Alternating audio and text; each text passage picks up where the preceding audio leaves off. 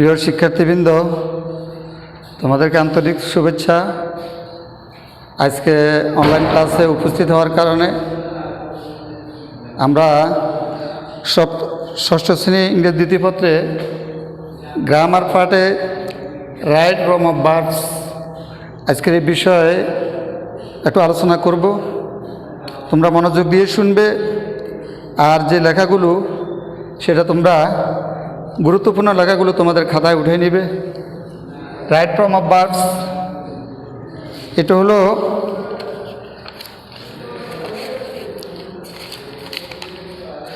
ক্রিয়ার সঠিক রূপ। রাইট ফর্ম অফ ভার্বস এটা হলো ক্রিয়ার সঠিক রূপ। এটা হল বাংলা নিয়মটা। 1 নাম্বার, চিরন্তন সত্য।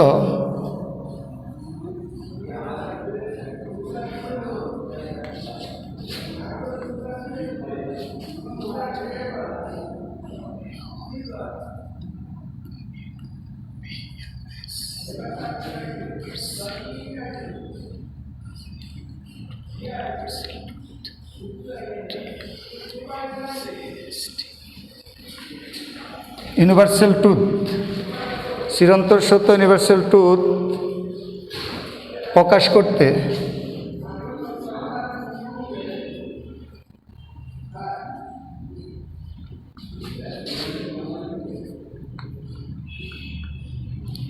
প্রেজেন্ট ইনডেফিনিট টেন্স হয়। Present PRESENT present INDEFINIT TENSE tense হয়। চিরন্তন সত্য ইউনিভার্সাল ট্রুথ প্রকাশ করতে প্রেজেন্ট ইনডেফিনিট টেন্স হয়। Subject third person singular number হলে মূল ভার্বের শেষে S/S যুক্ত হয়। তাহলে দেখো তোমরা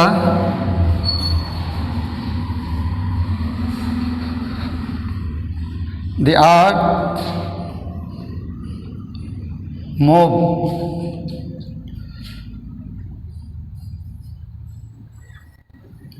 round the sun. The earth move round the sun. যেহেতু এটা প্রেজেন্ট ইনডেফিনিট টেন্স এবং মুভ এটা থার্ড পারসন, এখানে মুভটা হলো ভার্বটা হলো এখানে থার্ড পারসন। তাহলে আমরা এখানে সঠিক উত্তর যেটা রিরাইট, অর্থাৎ রাইট ফর্ম অফ ভার্বের দি আর্থ মুভস আছে, মুভ হবে এখানে এস যুক্ত হবে, MOVES moves. The earth moves round the sun. তোমরা এই উদাহরণটা তোমাদের খাতায় উঠে নাও এবং নিয়ম যেটা লিখছি সেটা তোমাদের খাতায় উঠে নাও। এটা আগামী ক্লাসে আলোচনা করতে আমি তোমাদেরকে নিয়মটা জেনে 2-1টা উদাহরণ করতে দিব। নিয়ম তোমাদের জানা থাকলে তখন উত্তরগুলো লিখতে তোমাদের সহজ হবে। সবাই উঠাই দিছ? এরপরে আর একটা উদাহরণ, 2 number. The sun rise in the east. প্রশ্ন হলো the sun rise in the east. যেহেতু সান এটা থার্ড পারসন এবং প্রেজেন্ট ইনডেফিনিট টেন্স, আমরা আগে মুখে বলছি কিন্তু লেখি নাই। প্রেজেন্ট ইনডেফিনিট টেন্স যদি হয় কোনটা? চিরন্তন সত্য, অর্থাৎ ইউনিভার্সাল ট্রুথ। সূর্য পূর্ব দিকে উঠে, এই কথাটা একেবারে সত্য কথা। এবং এখানে ভার্ব হলো রাইজ, রাইজ অর্থ হলো উঠা। এখন আমরা এটাকে কারেকশন করতেছি। দি সান, যেহেতু ভার্ব এটা হলো রাইজ, রাইজটা হলো থার্ড পারসন এবং সিঙ্গুলার নাম্বার, সাথে এস যোগ করতে হবে। তাহলে the sun rises in the east. তোমরা এই উদাহরণটা তোমাদের খাতায় উঠে নাও। এখানে লেখা আছে চিরন্তর সত্য অর্থাৎ ইউনিভার্সাল ট্রুথ প্রকাশ করতে প্রেজেন্ট ইনডেফিনিট টেন্স হয়। সাবজেক্ট যদি থার্ড পারসন সিঙ্গুলার নাম্বার হয় মূল ভার্বের শেষে এস বা ইয়েস যুক্ত হবে। উঠেছে সবাই? আচ্ছা, এরপরে দেখো আরেকটা উদাহরণ একই নিয়মেরই 3 নম্বর উদাহরণ। দি সান sit the sun sit in the west। সবাই খাতা উঠাও। দি সান সিট ইন দ্য ওয়েস্ট, সূর্য পশ্চিম দিকে অস্ত যায়, এটাও চিরন্তর সত্য। সূর্য পূর্ব দিকে উঠে পশ্চিম দিকে অস্ত যায়, এ কথাও চিরন্তর সত্য, যেটাকে ইংরেজিতে বলা হয় ইউনিভার্সাল ট্রুথ। এবং রাইট ফর্ম অফ ভার্বসের মধ্যে এটা হলো প্রেজেন্ট ইনডেফিনিট টেন্স, সাবজেক্ট হলো সিট, এটা হলো থার্ড পারসন। সুতরাং সিট ভার্বের সঙ্গে আমরা এখানে যখন এটা কারেকশন করতে যাব তখন লিখব যে দি সান সিটস ইন দ্য ওয়েস্ট। প্রিয় শিক্ষার্থীবৃন্দ, তোমরা অবশ্যই বুঝছো আমাদের নিয়মের সঙ্গে উদাহরণের যে মিল রয়েছে। এত যদি তোমাদের বুঝে যদি না আসে, আগামী ক্লাসে উপস্থিত হওয়ার পর তোমরা বিষয়টা পুনরায় আবার আবৃত্তি করবে, তখন যেখানে সমস্যা সেটা আমি বুঝাই দেব। 1 নাম্বার। 2 নাম্বার নিয়ম হচ্ছে, সবাই উদাহরণটা আবার খাতা উঠে নাও।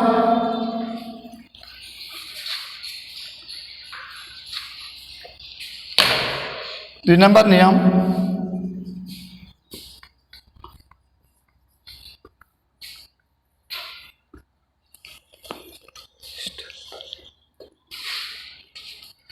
কোনো নির্দিষ্ট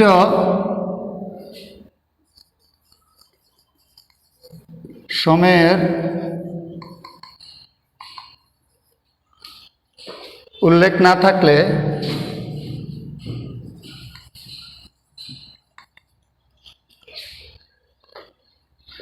যদি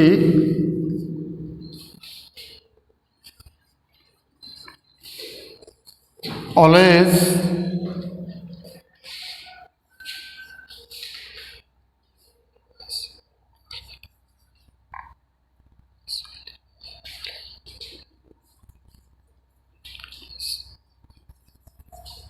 usually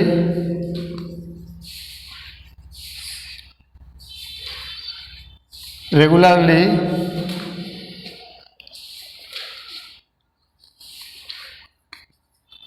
often daily ইত্যাদি থাকে,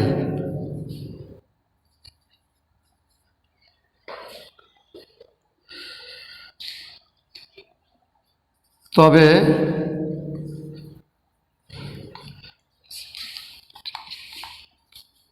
সেন্টেন্সটি প্রেজেন্ট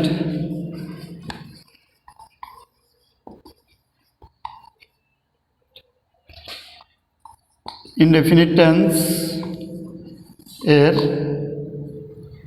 ইনডেফিনিট টেন্স হবে।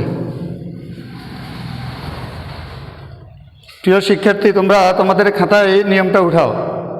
কোনো সেন্টেন্সে সময়ের উল্লেখ না থাকলে যদি always, usually, regularly, often, daily ইত্যাদি থাকে, তবে সেন্টেন্সটি প্রেজেন্ট ইনডেফিনিট টেন্সের হবে। নিয়মটা খাতায় উঠার সকলে। আমি নিয়মের আলোকে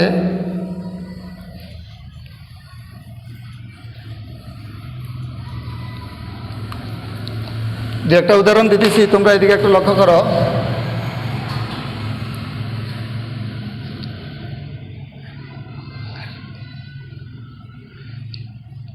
নর্মালি হি go to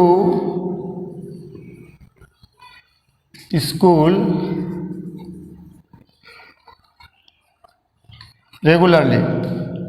আমরা এটাকে এখন কারেকশন করুন, যেহেতু এটা প্রেজেন্ট ইনডেফিনিট টেন্স এবং নিয়মের মধ্যে এখানে নর্মালি শব্দটা আছে।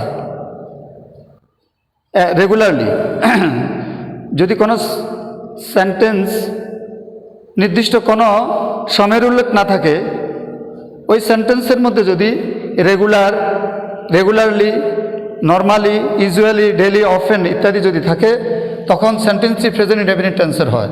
প্রেজেন্ট ইনডেফিনিট টেন্সের যদি সাবজেক্ট যদি থার্ড পারসন সিঙ্গুলার নাম্বার হয়, ভার্বের সঙ্গে এস বাই এস যোগ হয়। আমরা এখন এটাকে কারেকশন করতেছি, NORMALLY। নর্মালি হি, গোটা হলে এখানে মূল ভার্ব, গো ভার্বের সঙ্গে ইয়েস যুক্ত হবে। He goes to school, REGULARLY, regularly. এটা হলো 1 নম্বর উদাহরণ। 2 নম্বর, I love to go to school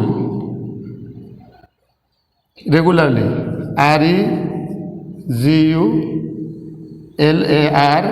REGULARLY, regularly.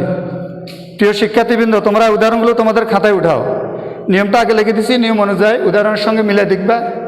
এরপরও যদি তোমাদের বুঝতে সমস্যা, আগামী ক্লাসে আসলে আমি জিনিসটা আরও স্পষ্ট করে দিব। আমি দ্বিতীয় সেন্টেন্সের যেটা লিখছি সেটার কারেকশন করতেছি। এখানে ভার্ব হলো লাভ, প্রেজেন্ট ইনডেফিনিট টেন্স। আমাদের যে সেন্টেন্সটা বোর্ডে লেখা সেটা হলো present indefinite tense. Present indefinite tense right form of verbs যদি করতে হয় নিয়ম অনুযায়ী ভার্বের সঙ্গে এস বাই এস যুক্ত করতে হয়। তাহলে এখানে যেহেতু সাবজেক্ট ফার্স্ট পারসন, সুতরাং লাভ ভার্বের সঙ্গে এস বাই এস কোনোটাই যুক্ত হবে না। সেন্টেন্সটা যেভাবে আছে এভাবে কারেক্ট সঠিক থাকবে। তাহলে I love to go to SCH school regularly. প্রিয় শিক্ষার্থীবৃন্দ, তোমরা বুঝছো অবশ্যই। তোমাদের প্রশ্ন থাকতে পারে যে আগের সেন্টেন্সের মধ্যে, আগের উদাহরণের ভিতরে গো ভার্বের সঙ্গে ইএসসি যুক্ত হয়েছে, পরবর্তী সেন্টেন্স লাভের সঙ্গে এস বাই এস কোনোটাই যুক্ত হয় না। যদি প্রশ্ন জাগে, প্রশ্নের আলোকে উত্তর হবে যেহেতু হিটা থার্ড পারসন, এই জন্য মূল ভার্ব গোর সঙ্গে এস বাই এস যোগ হয়েছে। আর এখানে লাভ, এটা হলো ফার্স্ট পারসন, লাভটা হলো মূল ভার্ব, সুতরাং ফার্স্ট পারসন হওয়ার কারণে মূল ভার্ব লাভের সঙ্গে এস বাই এস কোনোটাই যুক্ত হবে না। ভার্বটা যেভাবে আছে সেভাবে থাকবে। এই জন্য আমরা এভাবে লিখছি, I love to go to school regularly.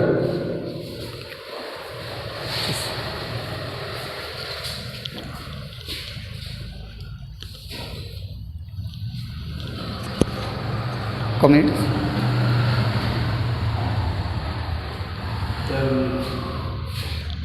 ঠিক আছে, ধন্যবাদ।